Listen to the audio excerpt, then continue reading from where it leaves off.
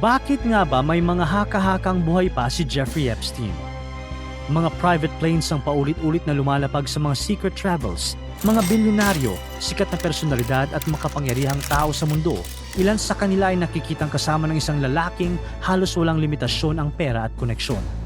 Kaibigan niya ang mga dating presidente, prinsipe at ilan sa pinakamayayamang tao sa mundo katulad ni Bill Clinton, Prince Andrew at Donald Trump. Ito ang buhay ng convicted sex offender na si Jeffrey Epstein. Sa sobrang yaman at impluwensya, may tuturing siyang untouchable.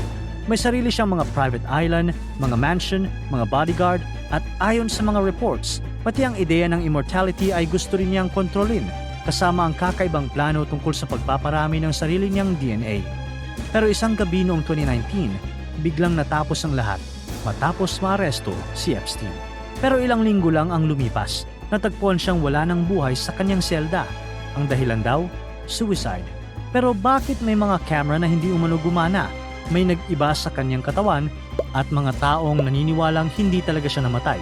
Isang taong nabuhay sa sikreto at impluwensya. Posible bang pati ang kanyang kamatayan ay isa ring kasinungalingan? Madaling araw ng August 10, 2019, tahimik sana ang loob ng Metropolitan Correctional Center sa New York City nang biglang kumalat ang nakakagulat na balita. Patay na raw si Epstein. Ayon sa opisyal na report, natagpuan siyang wala ng buhay sa loob ng kanyang selda sa maximum security prison. Suicide ang idineklarang sanhi ng kanyang pagkamatay, pero halos kasabay ng announcement na iyon, nagsimula ring sumabog ang internet sa samot-saring haka-haka. The body double swap. Kung itsura ang pag-uusapan, ito marahil ang isa sa pinakaunang dahilan kung bakit maraming tao ang hindi agad naniwala sa pagkamatay ni Epstein. Ilang oras matapos kumpirmahin ang kanyang pagkamatay, kumalat online ang litrato ng katawan na inilalabas mula sa ospital at halos agad-agad may mga taong tumitig sa larawan na tila ba may napapansing kakaiba. Hindi siya yan. Sa social media, nagsimulang mag-viral ang side-by-side comparison ng lumang mugshot ni Epstein noong 2006 at ng litrato ng kanyang bangkay noong 2019.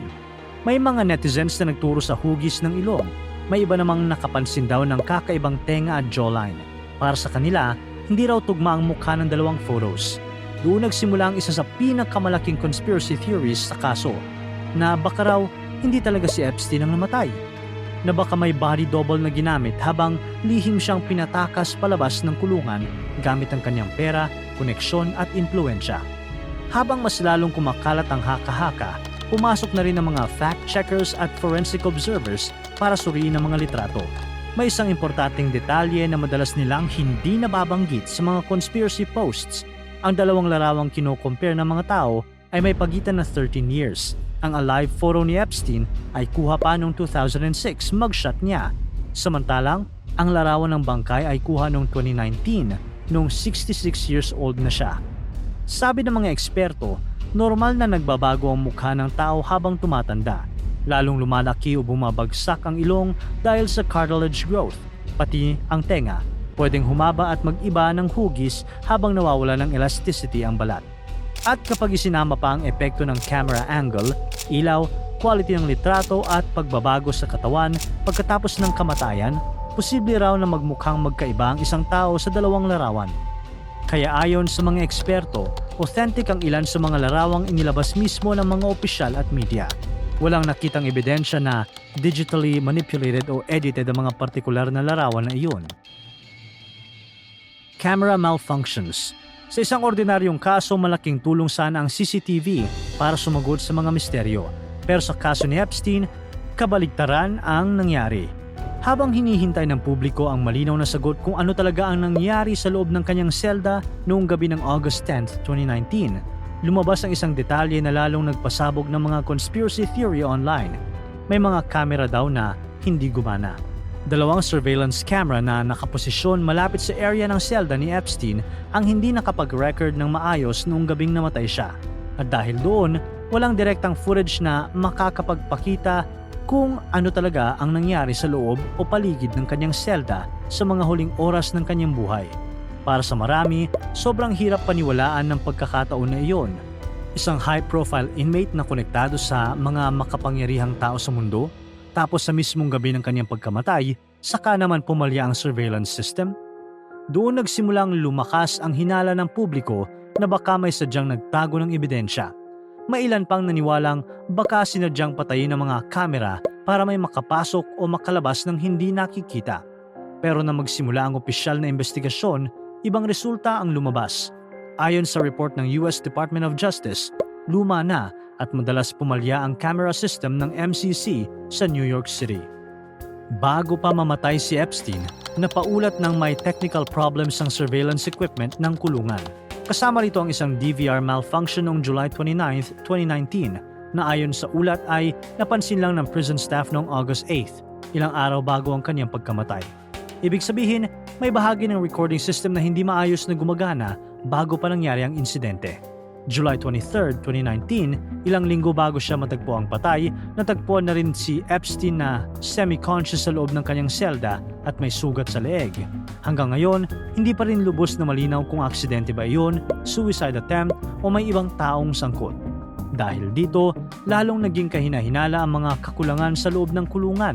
Pero hanggang ngayon, wala pa ring opisyal na ebidensya na nagpapatunay ng cover-up o may lihim na pagtakas na naganap. Gayunpaman, para sa marami, sapat na ang nawawalang footage para magsimula ang pagdududa. Suicide Watch. Ang pangyayari nga noong July 23 kung saan natagpuan siyang semi-conscious sa loob ng kanyang selda, may marka sa leeg at hirap magsalita, ay isa pang pangyayaring lalong nagpalalim sa mga pagdududa ng publiko. Sa oras na iyon, kasama niya sa selda si Nicholas Tartaglione, isang dating pulis na naharap noon sa kasong murder conspiracy at drug charges. Dahil dito, mabilis na kumalat ang hinalang baka sinaktan niya si Epstein. Pero itinanggi iyon ni Tartaglione at matapos ang internal investigation, wala ring ebidensyang nag-uugnay sa kanya sa insidente. Ayon sa opisyal na pananaw ng mga otoridad, tinangkang saktan ni Epstein ang kanyang sarili. Pagkatapos noon, inilagay siya sa suicide watch. Mas mahigpit ang setup doon kaysa ordinaryong kulungan. Inilipat siya sa observation cell na madaling makita ng mga bantay. Nakabukas ang ilaw buong oras. Inalis ang mga bagay na pwedeng gamitin sa pananakit sa sarili at dapat ay tuloy-tuloy ang pagbabantay ng mga guard. Pero hindi nagtagal ang setup na iyon. Pagkalipas ng 6 na araw, isinailalim si Epstein sa psychiatric evaluation at itinuring na psychologically stable para alisin sa suicide watch. Ibinalik siya sa Security Housing Unit o SHU, isang high security area ng kulungan. Kahit wala na siya sa suicide watch, may mahigpit pa ring protocols na dapat sundin. Dapat chinecheck siya kada 30 minutes. May nakatalagang cellmate na dapat mag-alerto sa guards kung may kakaibang mangyari. Sa madaling salita, ayon mismo sa mga prison procedures, hindi dapat madaling mangyari ang isang unattended death sa sitwasyon niya. Pero noong gabi bago siya matagpo ang patay, sunod-sunod na pumalya ang mga protocol na iyon. Inilipat sa ibang selda ang kanyang cellmate at walang ipinalit. Mag-isa siyang naiwan sa kanyang selda. Ang 2 guard na naka-duty noon ay dapat nagsasagawa ng regular checks kada kalahating oras. Pero ayon sa investigasyon, hindi nila iyon nagawa. Hindi rin naisagawa ang required inmate count ng 10 p.m. Base sa surveillance footage, huling nakita ang isang guard na dumaan malapit sa area ni Epstein bandang 10:30 p.m. Pagkatapos noon, wala nang guard na pumasok sa tier kung saan matatagpuan ang kanyang selda hanggang umaga. Ayon sa federal investigators, kita sa surveillance footage na kadalasang nasa desk lang ang 2 guards, nag-i-internet o umiikot sa common area. Pareho din palang nakatulog ang 2 ng ilang oras habang naka-duty. Kahit hindi ginawa ng maayos ang kanilang trabaho, nag-fill out pa rin sila ng prison logs na nagsasabing nagawa nila ang inmate checks kahit hindi naman. Kalaunan, kinasuhan ng 2 gwardya dahil sa maling prison logs, pero nauwi rin ito sa community service at supervision imbes na kulong. Dahil dito, may ilang taong naghinalang baka sinadya ng mga guard na pabayaan si Epstein at may iba pang naniwalang posibleng binayaran sila para gawin iyon. Sa katunayan, bago ang kaso ni Epstein, mahigit 20 taon umanong walang naitalang inmate suicide sa pasilidad na iyon.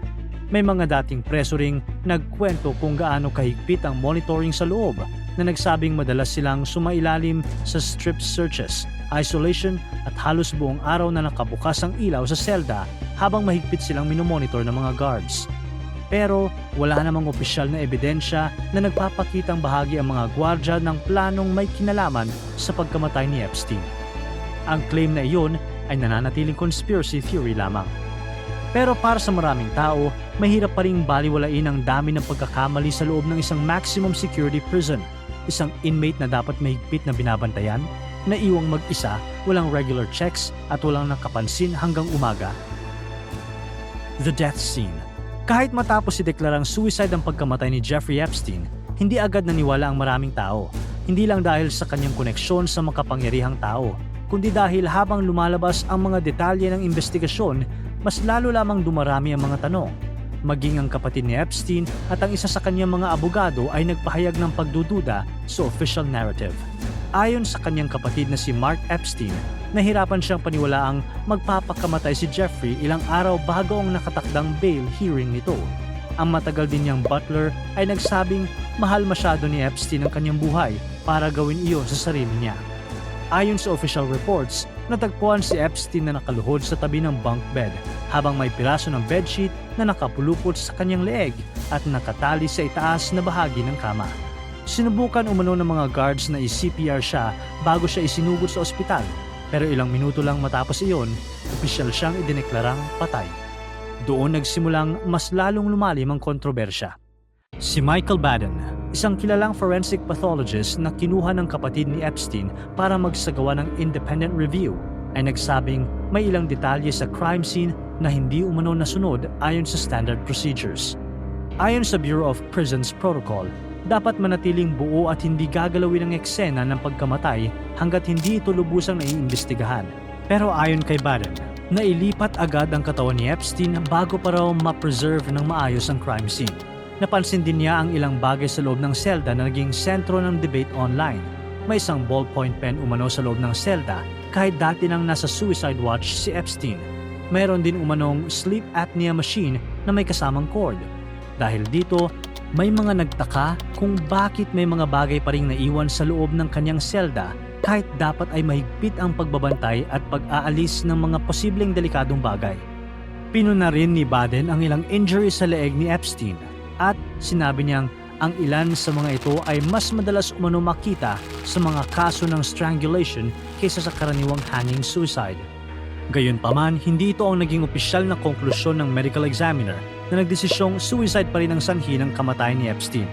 Kinwestiyon din ni Baden kung posible ngang naisagawa ni Epstein ang hanging gamit lamang ang lower bunk bed sa loob ng kanyang selda, lalo na dahil sa laki ng kanyang katawan at timbang. Ayon sa mga larawang lumabas mula sa scene, may mga bote at gamot pang maayos na nakapatong sa kama.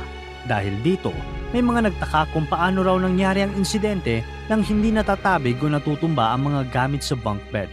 Sa kabila ng mga pagdududa, walang opisyal na ebidensya na nagpapatunay na pinatay si Epstein o may cover-up na naganap. May natagpuan ding sulat sa loob ng selda ni Epstein ilang sandali matapos ang kanyang pagkamatay, isang detalyeng lalo pang nagpasiklab ng mga conspiracy theories online. The Yellow Pad. Kung may inaasahan ng marami na final message mula kay Jeffrey Epstein, hindi iyon dramatic confession o goodbye letter. Sa halip, ang isa sa mga natagpuang sulat sa kanyang selda ay parang ordinaryong reklamo lamang. Ayon sa mga ulat, nagsulat si Epstein tungkol sa kondisyon ng kanyang pagkakakulong ilang araw bago siya namatay. Nagreklamo siya na matagal umano siyang pinaghintay sa shower area. Binanggit din niya si Tova Noel, isa sa mga guard na naka-duty noong gabi ng kanyang pagkamatay, at sinabi niyang binigyan siya ng burnt food. May reklamo rin siya tungkol sa mga insektong nasa loob ng kanyang selda. Para sa ilang tao, kakaiba raw iyon. Sa pananaw ng ilang conspiracy theorists, ang isang taong gumagawa pa ng listahan ng reklamo at iniisip pa ang araw-araw na kondisyon sa kulungan ay hindi mukhang isang taong handa ng wakasan ang sariling buhay. Mas lalo pang lumakas ang hinalang iyon matapos magsalita ang mga abogado ni Epstein. Ayon sa kanila, nakausap nila siya gabi bago siya namatay at sinabi nilang mukhang upbeat o positibo pa raw ang kanyang mood noon. Umaasa pa umano siyang maituloy ang kanyang legal appeal at bail hearing. Dahil dito, may mga taong naniwalang iniisip pa ni Epstein ang kanyang kinabukasan at legal strategy, hindi ang kanyang kamatayan. Pero walang scientific o legal basis na kayang patunayan kung ano talaga ang nasa isip ng isang tao bago ang suicide. Ayon mismo sa mental health experts, posible pa ring magmukhang kalmado, hopeful o normal ang isang tao kahit may iniisip na self-harm. Epstein's Associates. Hindi lang mga anonymous users sa internet ang nagduda sa pagkamatay ni Epstein, pati ilang taong dati niyang nakilala at nakasama ay nagpahayag din ng pag-aalinlangan sa publiko. Isa na rito si Lady Victoria Hervey, isang British model at a socialite na nakilala si Epstein noong early 2000s. Sa isang radio interview, diretsahan niyang sinabi, "I don't even think Jeffrey Epstein's dead anymore, to be honest." Mabilis na kumalat online ang pahayag na iyon, lalo na dahil matagal na rin siyang konektado sa social circle ni Epstein. Gayunpaman, ang kanyang mga sinabi ay personal na paniniwala at speculation lamang, at wala siyang naipakitang ebidensya na nagpapatunay rito. Pero para sa ilang conspiracy theorists, mas pinaniniwalaan nila ang ganitong mga pahayag dahil nanggaling umano ito sa mga taong dati nang nakakilala o nakahalubilo ni Epstein. The document. Sa dami ng detalye sa kaso ni Jeffrey Epstein, may isang simpleng dokumento na naging malaking usapan online dahil lamang sa isang petsa. Matapos ang pagkamatay ni Epstein noong August 10, 2019, lumabas ang official statement mula sa US Attorney's Office for the Southern District of New York. Naglalaman ito ng kumpirmasyon na natagpuan si Epstein na walang malay sa loob ng kanyang selda at kalaunan ay dineklarang patay. Ang problema, may ilang version ng dokumentong kumalat online na may petsang August 9, 2019, isang araw bago ang aktwal na pagkamatay ni Epstein. Mabilis itong napansin ng internet. Para sa mga conspiracy theorists, hindi raw ito ordinaryong typo. Ayon sa ilan, posible raw na naihanda na ng maaga ang statement dahil planado na umano ang mangyayari kay Epstein. Pero paliwanag ng US Department of Justice, ang maling petsa ay simpleng clerical error lamang sa draft version ng dokumento. Tinawag nila itong isang unfortunate typo. At mariing itinangging may inihandang statement bago pa man mamatay si Epstein. Wala ring ebidensyang lumabas na nagpapatunay sa umano'y pre-planned operation. Sa malalaking organisasyon, hindi rin bihira ang pagkakaroon ng maling petsa sa draft documents, lalo na sa mabilis ang paglabas ng official statements habang may breaking news. Pero dahil sa dami ng iba pang kontrobersya sa kaso, sirang cameras, procedural failures at magulong crime scene, kahit isang simpleng maling date ay naging sapat para lalo pang mawalan ng tiwala ang publiko sa sinasabi ng mga opisyal. The Missing Tattoo. May isa pang kakaibang detalye na paulit-ulit na binalikan ng internet tungkol sa kaso ni Epstein, ang tattoo na tila nawawala. Sa ilang lumang litrato at dokumento ni Epstein, malinaw na makikita ang isang barbed wire tattoo na nakapalibot sa kanyang kaliwang bicep. Sa katunayan, sa isang deposition noong 2017, tinanong siya mismo tungkol dito habang nasa ilalim ng oath at kinumpirma niyang nakuha niya ang tattoo noong teenager pa siya. Pero matapos lumabas online ang mga larawan ng kanyang katawan sa stretcher pagkatapos ng kanyang pagkamatay noong 2019, may ilang internet users na nagsabing hindi nila makita ang tattoo sa kanyang kaliwang braso. Mabilis na naging viral ang obserbasyong iyon.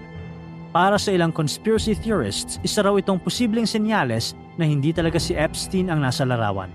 Pero ayon sa ilang eksperto, posible ring naapektuhan ng angle, ilaw, photo quality, o posisyon ng braso kung bakit hindi malinaw na nakita ang tattoo sa ilang litrato. The rumors. Habang tumatagal ang kontrobersya sa pagkamatay ni Epstein, mas lalo ring dumami ang mga taong naniwalang baka hindi talaga siya namatay. May ilang eksperto, kabilang si Michael Baden, na nagsabing dapat pang mas imbestigahan ang dahilan at paraan ng kanyang pagkamatay dahil sa dami ng hindi pagkakatugma sa kaso. At habang nagpapatuloy ang debate, nagsimula namang magtanong ang internet ng isa pang bagay. Kung buhay pa si Epstein, saan siya nagtatago? Isa sa mga lugar na paulit-ulit na lumitaw sa mga conspiracy theories ay ang Zorro Ranch sa New Mexico, isang malawak na property na dating pagmamayari ni Epstein. Noong 2020, isang independent media group na tinatawag na ABQ Raw ang nag-upload ng video na umano'y nagpapakita kay Epstein na buhay pa raw sa ranch. Mabilis itong kumalat online. Kalaunan, maraming analysts at observers ang nagsabing walang matibay na ebidensya na tunay ngang si Epstein ang nasa video ng ABQ Raw. Nanatili itong unverified claim, pero hindi rin doon natapos ang mga haka-haka. Noong 2026, may mga larawang kumalat sa social media na nagsasabing nakita umano si Epstein sa Tel Aviv. Ngayon ay may mahaba ng puting buhok at balbas. Milyon-milyong tao ang nakakita sa mga ito. Pero ayon sa digital analysts at fact-checkers, hindi totoo ang mga larawan at gawa lamang ng AI. May isa pang conspiracy theory na kumalat tungkol sa isang Fortnite username na Little Less Jeff 1 na iniuugnay ng ilan kay Epstein. Dahil konektado raw ang account sa Israel, may mga taong naniniwalang baka doon siya nagtatago. Pero nilinaw ng Epic Games, ang kumpanyang gumawa ng Fortnite, na walang connection si Epstein sa account at isa lamang itong prank ng random player online. Wala pa ring opisyal o mapapatunayang ebidensya na buhay pa si Jeffrey Epstein pagkatapos ng August 10, 2019.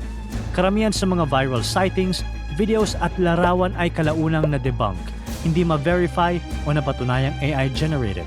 Pero ipinakita ng mga conspiracy theories na ito kung gaano kalalim ang pagkawala ng tiwala ng publiko sa official narrative ng kaso. Dahil para sa marami, sa isang kwento na puno ng impluensya, trafficking allegations, procedural failures at unanswered questions, madaling isipin na baka may mas malaking sikreto pa ring nakatago sa likod ng pagkamatay ng isang high-profile sex offender. Ikaw, sa palagay mo, ano nga ba talaga ang totoong nangyari kay Jeffrey Epstein? Para tuloy-tuloy ang saya at kwentuhan, huwag kalimutan mag-subscribe sa Bubbly YouTube channel at pindutin ang notification bell.